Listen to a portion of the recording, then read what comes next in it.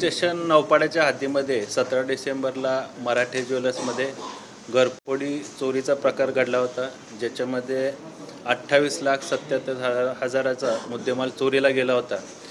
त्या नौपाड्याच्या गुन्ह्यामध्ये गुन्हे शाखेचे खंडणीविरोधी पथकाचे प्रमुख ACP शेखर बागडे, त्याचबरोबर ACP डिटेक्शन 2 श्री डोंगरे, खंडणीविरोधी पथकाचे अधिकारी, मध्यवर्ती कक्षाचे आमचे अधिकारी PI Shinde, PI Narendra Pawar, API Sunil Taramale, API Shrikrishna गोरे, API Bhushan Kapadnis, PSI Vijay Rathod, PSI Tawde आणि PSI दीपक पाटील आणि त्यांचे सर्व सहकारी पोलीस अंमलदार यांनी सदर गुन्ह्याचा समांतर तपास करून त्यामध्ये अद्याप 5 संशयित आरोपींना अटक करण्यात आलेली आहे आणि त्या आरोपींकडून 483 ग्राम वजनाचे सोन्याचे दागिने, त्याचबरोबर 5.5 किलो चांदीचे दागिने आणि मोबाईल व इतर मुद्देमाल असा जवळपास 29,15,340 रुपयाचा मुद्देमाल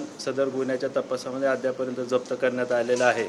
या आरोपींवर त्यांचा पूर्व इतिहास पाहता अद्याप तपासामध्ये त्यांच्यावर गुजरात आणि राजस्थान इथे असे 2 चोरीचे गुन्हे दाखल आहेत। सदरच्या आरोपींना गुरुवारपर्यंत पोलीस कस्टडी रिमांड आहे। या गुन्ह्यामध्ये अजून या आरोपींनी अशा प्रकारचे गुन्हे पोलीस ठाण्याच्या आयुक्तालयाच्या हद्दीत किंवा महाराष्ट्रात, राज्यामध्ये, देशामध्ये इतर ठिकाणी केले आहेत का, त्या अनुषंगाने देखील आमचा तपास सुरू आहे।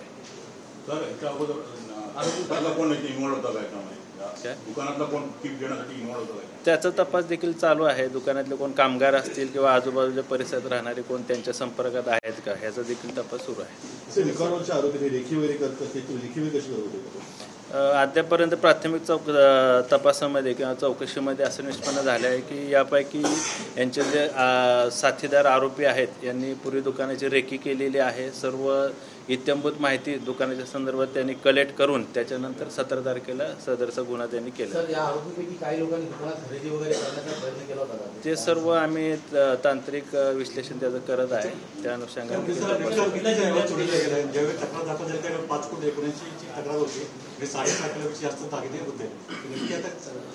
तक्रार जी दाखल झाली आहे ती 5 कोटीपेक्षा जास्तची तक्रार आहे, परंतु यातील तक्रारदार मराठे ज्वेलर्सचे जे मालक आहेत त्यांनी सर्व खात्री केली, पडताळणी केली आणि त्याच्यानंतर अद्यापर्यंत आपल्याला 28,77,000चा मुद्देमाल चोरीला गेला आहे असं आतापर्यंत तपासामध्ये निष्पन्न झालेलं आहे।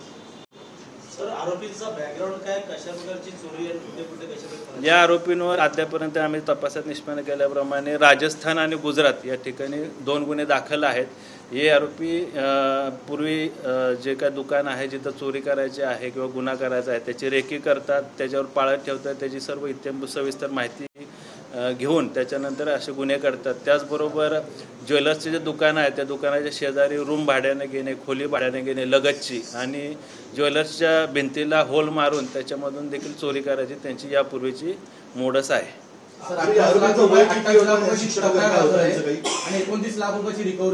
त्याच्यामध्ये आपल्याला आरोपींकडून काही मोबाईल आहेत आणि इतर प्रकारचे दागिने देखील मिळालेले आहेत।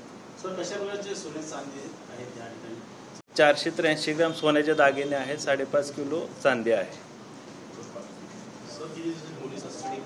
गुरुवारपर्यंत पोलीस कस्टडी आहे त्यांची, त्या अनुषंगाने देखील तपास सुरू आहे।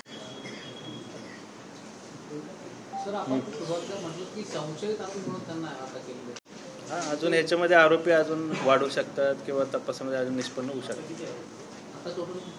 5 आरोपी आहेत, गुजरातमधून त्यांना अटक केलेली आहे। यस, वय साधारण 30 ते 35 दरम्यान त्यांचं वय वर्ष आहे आणि यापूर्वी देखील त्यांच्यावर गुन्हे दाखल आहेत। ही घटना जी घडली होती ती रात्री 2 ते सकाळी 4:30 दरम्यान घडलेली होती। त्याच्यामध्ये त्यांनी कटावणे असेल, स्क्रूड्रायव्हर असेल आणि हातोडे अशा प्रकारचे काही अवजार वापरलेले आहेत। सर्व तांत्रिक विश्लेषण तपासामध्ये आम्ही केलेलं आहे त्याचं CCTV आणि बाकी सर्व गोष्टींचं. मोठ्या प्रमाणात सिक्युरिटी गार्ड ठेवणं गरजेचं असतं असेल तिकडच्या बाहेर ATM असेल काय आव्हान असेल या निमित्तानं मी सर्व ज्वेलर्स आहेत किंवा अशा प्रकारच्या ज्या आस्थापना आहेत त्यांना पोलीस विभागातर्फे आवाहन करतो की सुरक्षेच्या अनुषंगानं आपण त्या ठिकाणी CCTV कॅमेराज असतील, त्याचबरोबर जे डोअर लॉकिंग सिस्टम आहे ती अत्याधुनिक तंत्रज्ञानाच्या अनुषंगानं आजकाल जी डोअर लॉकिंग सिस्टम आहे ती त्याचा देखील वापर करावा आणि सिक्युरिटी गार्ड जास्तीत जास्त कशा प्रकारे ठेवता येतील त्याचं देखील त्यांनी नियोजन करावं. त्या अनुषंगानं आम्ही नाही त्या अनुषंगाने आम्ही काही ज्वेलर्सच्या संबंधित त्यांच्या ज्या संस्था आहेत, संघटना आहेत, त्यांच्या आम्ही मीटिंग घेऊन त्या अनुषंगाने प्रबोधन म्हणा किंवा त्यांना मार्गदर्शन आम्ही करत असतो. या अनुषंगाने मान्य पोलीस आयुक्त त्यांना रिवॉर्ड देणार आहे.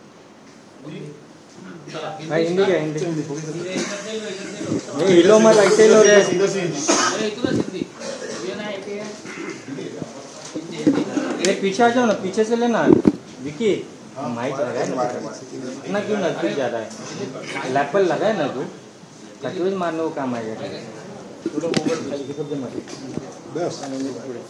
ये पुढे आप थोड़ा आगे लो. थोड़ा सा पीछे ले.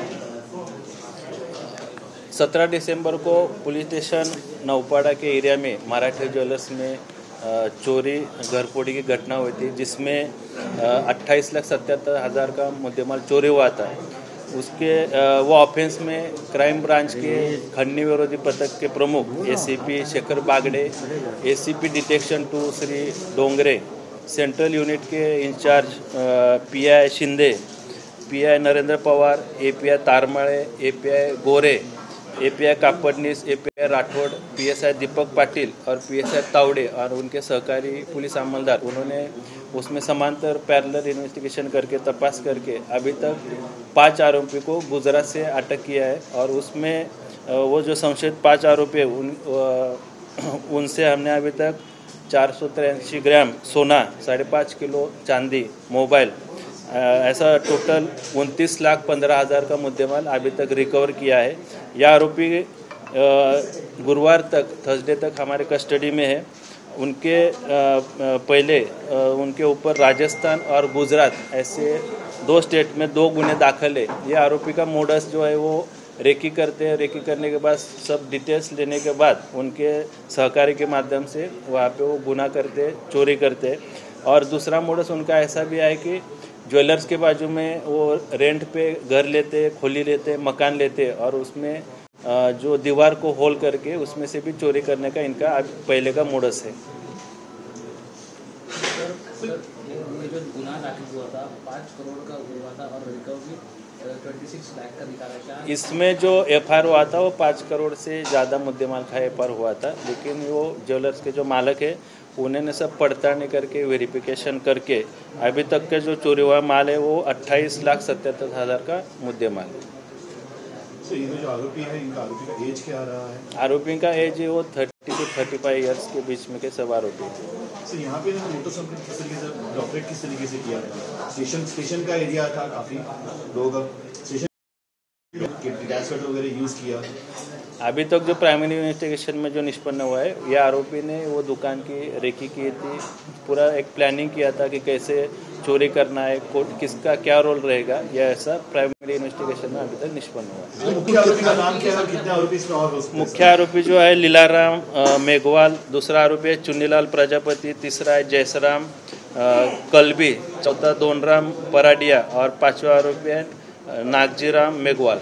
सब सूरत के रहने वाले, गुजरात के रहने वाले. आरोपी की संख्या और बढ़ सकती है. अभी तक तो इन्वेस्टिगेशन में 5 आरोपी निष्पन्न हुए, उनसे रिकवरी भी हुई. चलो